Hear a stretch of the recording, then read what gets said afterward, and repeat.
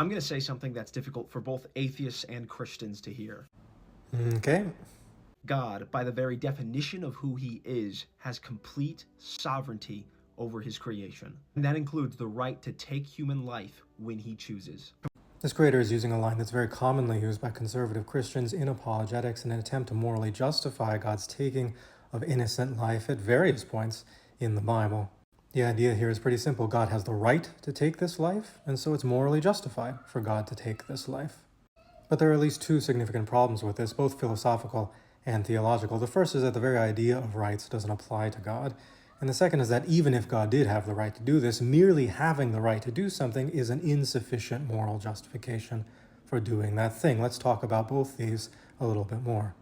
First, the very idea of rights doesn't really apply to God. Rights are positive and negative freedoms that people have in their relationship to a governing authority. And rights are significant in that sense because rights limit the scope of government uses of violence, and they help governing authorities arbitrate disputes between citizens.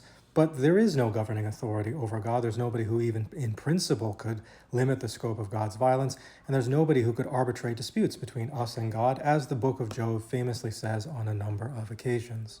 So while this creator wants to argue that by definition God has these rights, it's actually the opposite. By definition, God has no rights at all. The very idea does not apply to God, and trying to apply them to God is utterly incoherent, and unsurprisingly, no incoherent idea will ever be a sufficient moral justification for the taking of innocent life.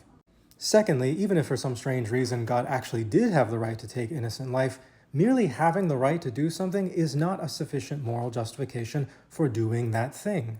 In the United States, people used to have the right to own slaves. Even to this day, in some places, people have the right to marry underage children.